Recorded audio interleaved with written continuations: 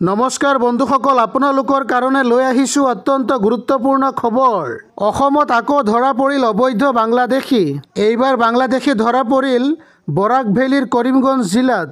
বন্ধুসকল, আমি শ্বেয়াৰ কৰা ফটোত আপোনালোকে চাব পাৰে এই 6জন বাংলাদেশী ধৰা পৰিল কৰিমগঞ্জ জিলাত। অসমৰ মাননীয় মুখ্যমন্ত্ৰী হিমন্ত বিশ্ব শৰ্মা ডাঙৰীয়াই ফেচবুকত দিলে এই গুৰুত্বপূৰ্ণ তথ্য। মাননীয় মুখ্যমন্ত্ৰী ডাঙৰীয়াই কি লিখিছে আমি চাই লওঁ আহক।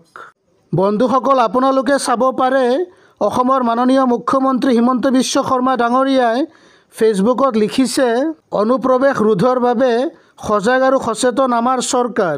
অসম আৰক্ষীৰ এটি দলে কৰিমগঞ্জৰ আন্তঃৰাষ্ট্ৰীয় সীমান্তৰ ওচৰত তাৰিক আনোৱাৰ, দয়াল মল, মনু মল, শ্বাহজাহান মিয়া, জৈনাব চাপুৰীয়া, খালিমুৰ মল নামৰ 6জন বাংলাদেশী নাগৰিকক আটক কৰি সীমান্তৰ সিপাৰে উভতাই পঠিয়াই অসম আৰক্ষীৰ এই কামৰ শলাগ ল'লোঁ।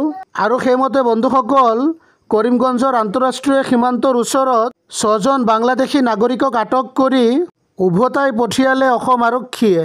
উল্লেখ্য যে কৰিমগঞ্জৰ আন্তঃৰাষ্ট্ৰীয় সীমান্ত হৈ পৰিছে অবৈধ বাংলাদেশীৰ কাৰণে ছফ্ট টাৰ্গেট। যোৱা এক মাহৰ ভিতৰত অসমৰ মাননীয় মুখ্যমন্ত্ৰী হিমন্ত বিশ্ব শৰ্মা ডাঙৰীয়াই অতি কমেও 3টা এনেকুৱা ফেচবুক পোষ্ট দিছে, য'ত মুখ্যমন্ত্ৰী ডাঙৰীয়াই কৰিমগঞ্জৰ আন্তঃৰাষ্ট্ৰীয় সীমান্তৰ কথা উল্লেখ কৰিছে। বাংলাদেশত হাছিনাৰ চৰকাৰৰ পতনৰ পিছৰে পৰাই তাত অৰাজকতাৰ সৃষ্টি হৈছে। সেয়েহে ভাৰতৰ আন্তঃৰাষ্ট্ৰীয় সীমান্ত কটকটীয়া কৰি তোলা অত্যন্ত প্ৰয়োজনীয় হৈ পৰিছে।